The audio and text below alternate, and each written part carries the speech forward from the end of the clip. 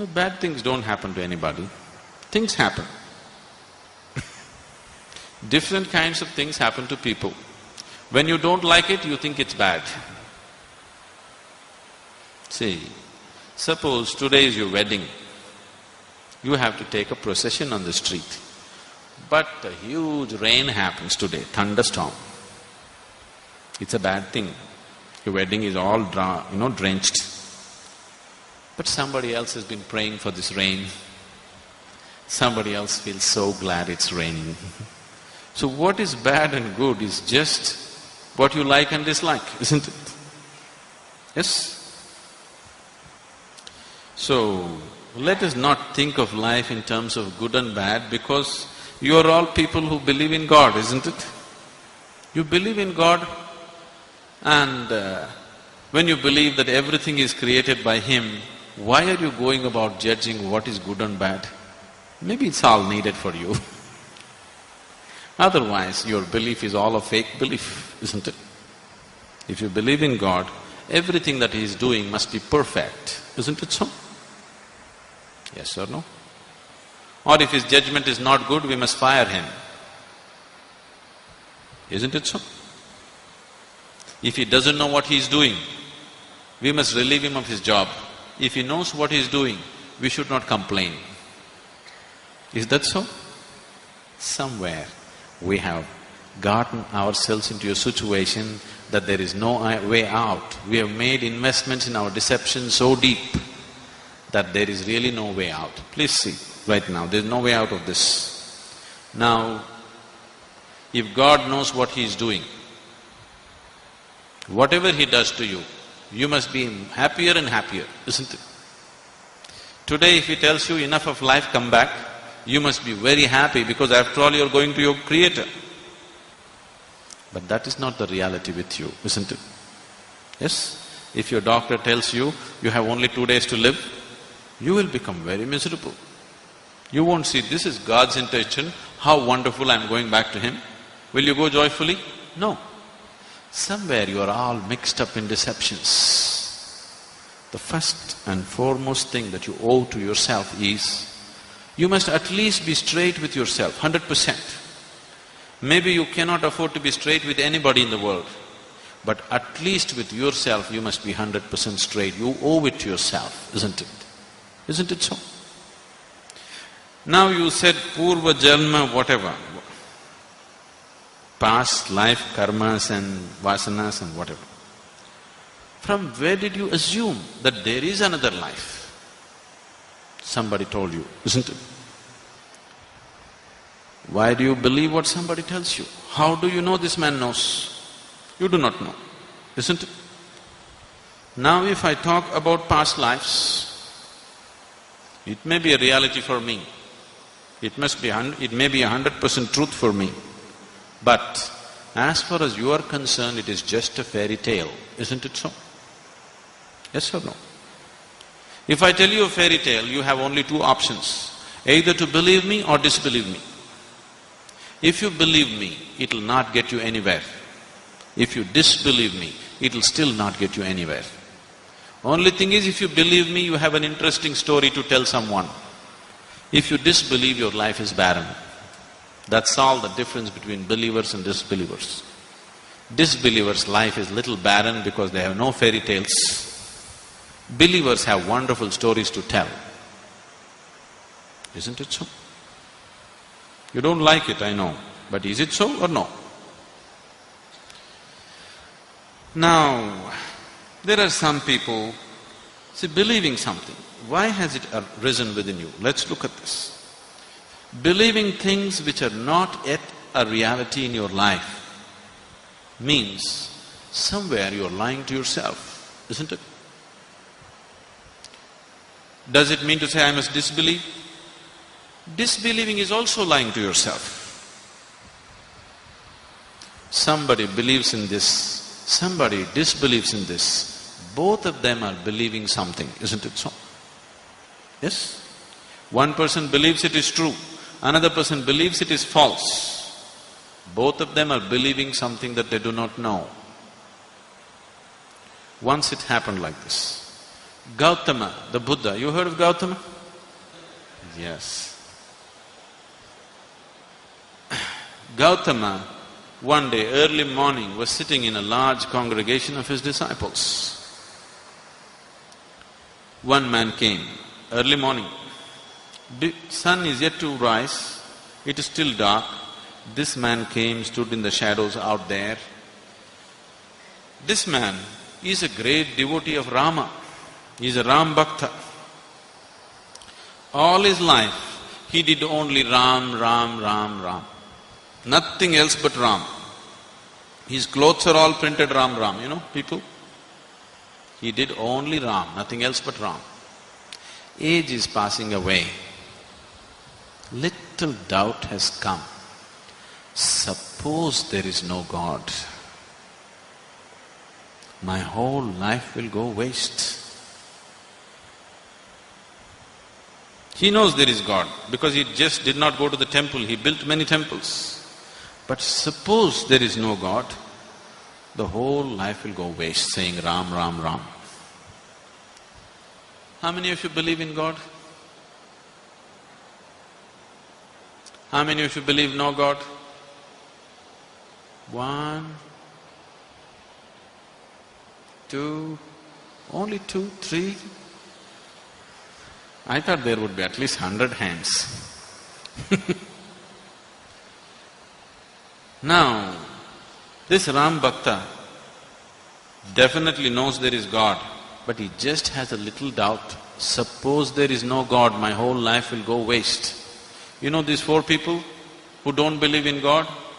For them also the sun rises in the morning, from them also flowers bloom, for them also butterflies are beautiful, for them also everything happens. They seem to be even having a better time than me.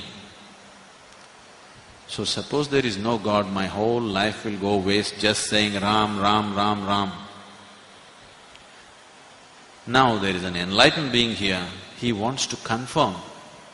But being a great bhakta, how to ask this question?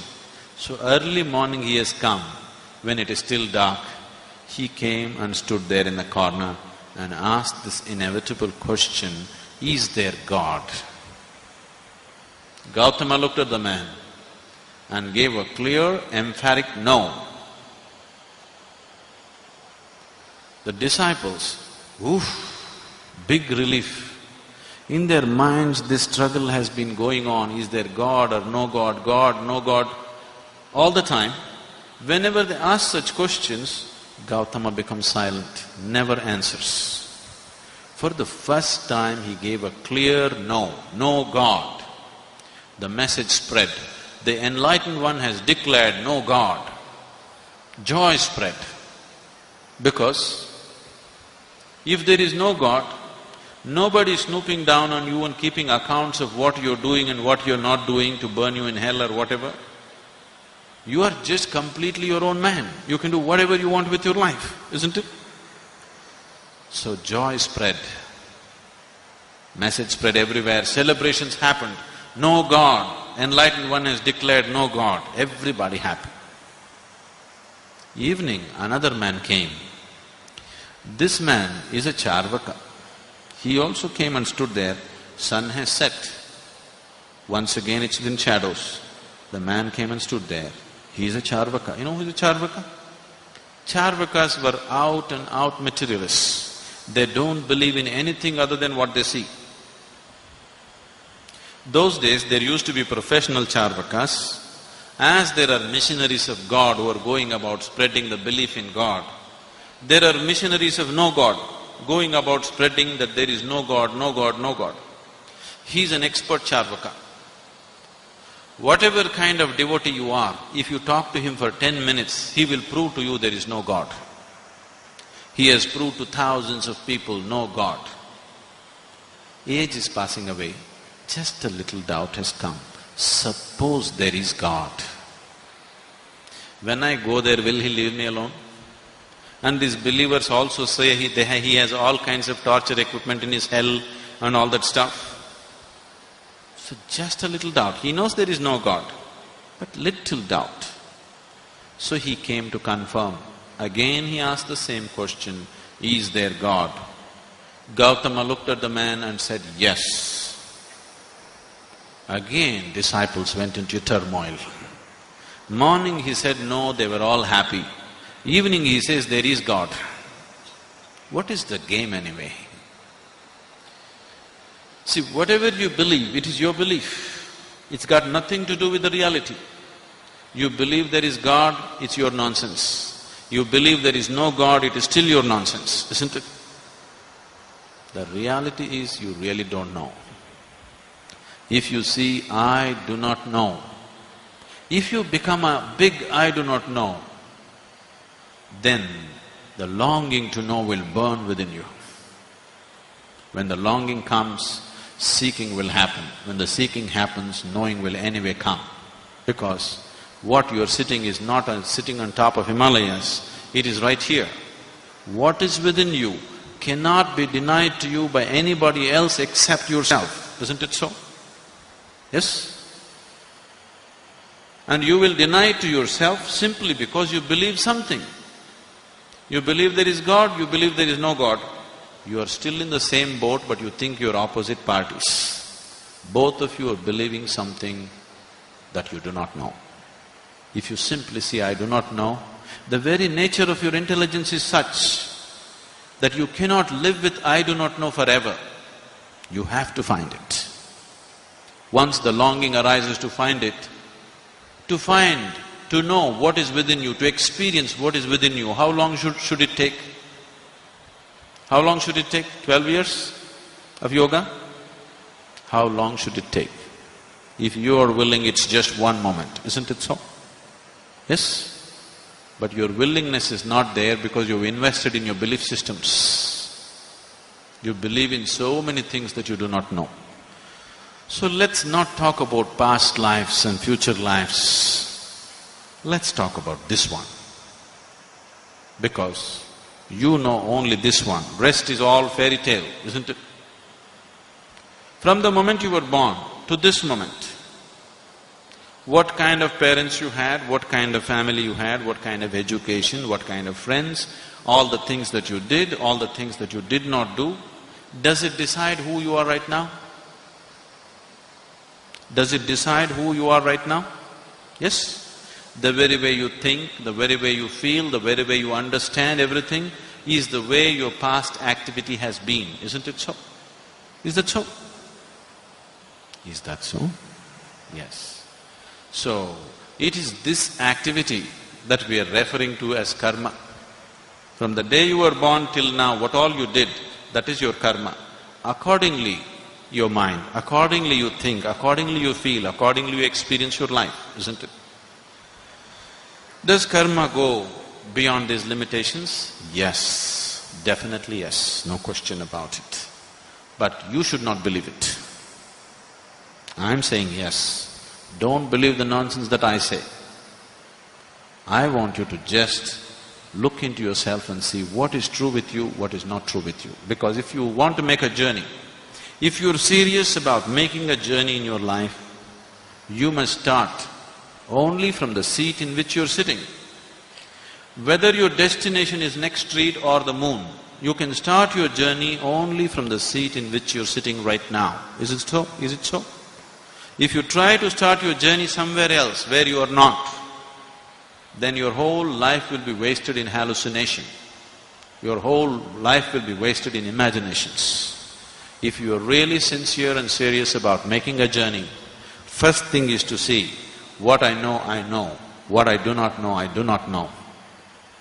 Now, with my longing to know, I can see what is the next step and the next step and the next step. This is the only way you will go somewhere. Otherwise, you'll just hallucinate.